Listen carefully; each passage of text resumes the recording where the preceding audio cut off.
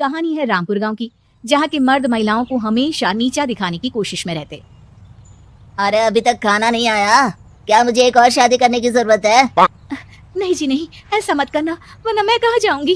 खाना लेकर मैं अभी आई जी। गांव की पंचायत में भी फैसले हमेशा औरतों के खिलाफ ही रहते। मैं जो फैसला सुनाता हूँ वो भगवान की आज्ञा होती है। इस लड़के ने अपने मन से शादी करके अच्छा नहीं किया। लड़के को घर भेज दो और इसकी शादी इसकी जाति की किसी लड़के से करवा दो, लेकिन ये लड़के, इसे तो गांव के बाहर निकाल दो। नहीं नहीं जमींदार साहब, ये क्या बोल रहे हैं? ऐसा नहीं हो सकता। मेरी बेटी मासूम है, इसे अच्छे बुरे की समझ नहीं है। अरे कहाँ जाएगी ये बेचारी? कहाँ जाएगी? इतनी चिंता है तो पूरे परिवार का गांव निकाला कर देते हैं। बेचारे पूरे बसे बसाए परिवार को गांव छोड़ना पड़ता है। चाहे जो हो, अगर बेटियों को कंट्रोल नहीं कर सकते तो गांव में रहने का कोई मतलब नहीं है। यहाँ औरतों को दब कर रहना होगा। कोई भी अपने हिसाब से कुछ नहीं कर सकता, सब ईश्वर की मर्जी से ही होगा। तभी गांव का एक आदमी दौड़ा दौड़ा आता है। सरपंच साहब, जमींदार साहब, वो कालिया है ना, उसकी बेटी पढ़ने के लिए शहर जा रही है। अच्छा, ये कब हो गया? और कालिया की हिम्मत कैसे हो गई ऐसा करने की? लेकर आओ उसे और उसकी बेटी को। बस फिर क्या था, हाजिर हो जाते हैं कालिया और उसकी बेटी सरपंच के सामने। अरे कालिया, ये क्या सुनने में आ रहा है? बेटी को इंजीनियर बना रहा है तू? और ये बता, गांव में तो स्कूल नहीं है, फिर कहां से इतनी क्लास पास कर गई तेरी बेटी?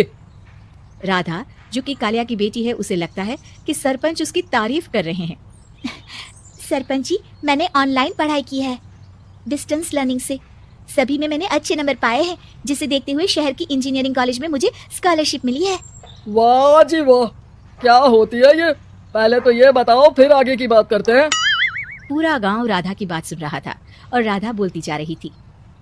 तो ऐसे मैं फ्री में एक अच्छी शिक्षा लेकर गांव में जो कुछ परेशानियां हैं, जैसे बिजली, पानी और इंटरनेट जैसी समस्याओं के लिए काम करूंगी।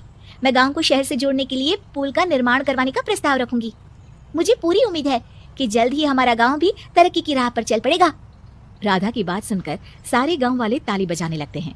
सरपंच को समझ नहीं आता कि वो क्या करे। चुप रह नादान लड़की, गांव के खिलाफ जाने के लिए तुझे गांव से बेदखल कर दिया जाएगा, वो भी पूरे परिवार के साथ। और हाँ, अगर ठीक से गांव में रहना चाहती है तो ये पढ़ाई लिखाई छोड़ दे। हम तेरे लिए गांव का कोई होनहार लड़का देखेंगे। तभी गांव का एक आदमी बोल पड़ता है। अरे नहीं नहीं सरपंच जी, राधा बिटिया जो बता रही है, अगर वैसा हो जाए तो हम लोगों को पैसा कमाने के लिए बाहर नहीं जाना पड़ेगा। हाँ जी, और ना ही कोसों दूर पानी के लिए भटकना पड़ेगा। हमारे बच्चे भी अच्छी पढ़ाई कर सकेंगे और आगे बढ़ेंगे, ना कि हमारी तरह खेती करते बैठेंगे। क्यों गांव वालों, राधा बिटिया का साथ देना चाहिए ना। सरपंच देखता है कि गांव राधा के साथ है तो वो चुप हो जाता है। वो घर आकर अपने सलाहकार से बात करता है, जो बहुत ही चालाक किस्म का इंसान होता है। अरे सरपंच साहब, आपको बहुत ही होशियारी से काम लेना पड़ेगा। एक बार गांव तरक्की कर गया, यहाँ के बालक पढ़ लिए तो कोई ना पूछेगा आपको। और फिर ये जो बेटा और बेटी है ना आपके, इनको भी आम लोगों की तरह ही जीवन जीना होगा। हाँ, लेकिन करे तो क्या करे?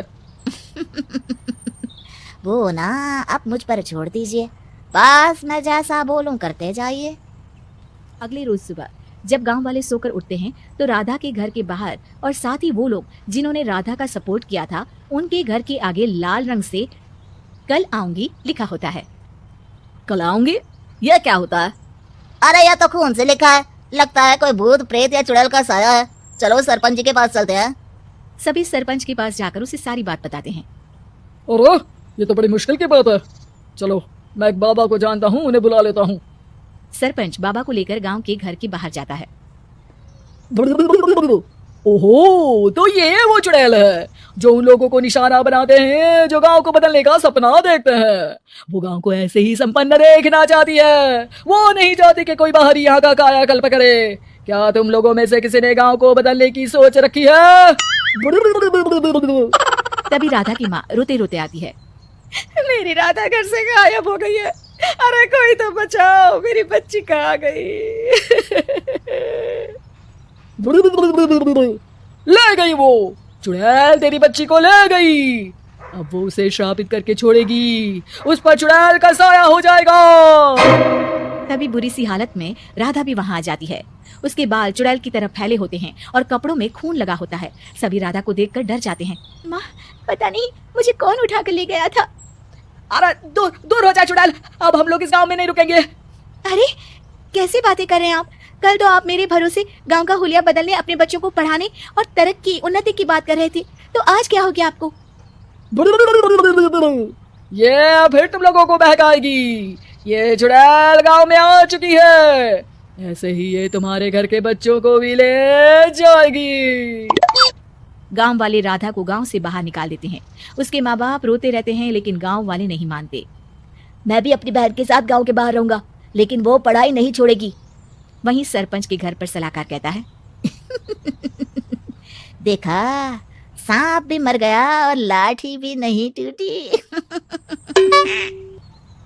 लेकिन अगले ही दिन सरपंच के घर के बाहर भी वही शब्द लिखे होते हैं। और फिर सरपंच की बीवी कहती है, हमारी बेटी को किसी ने अगवा कर लिया है। तभी राधा का भाई वहां आ जाता है।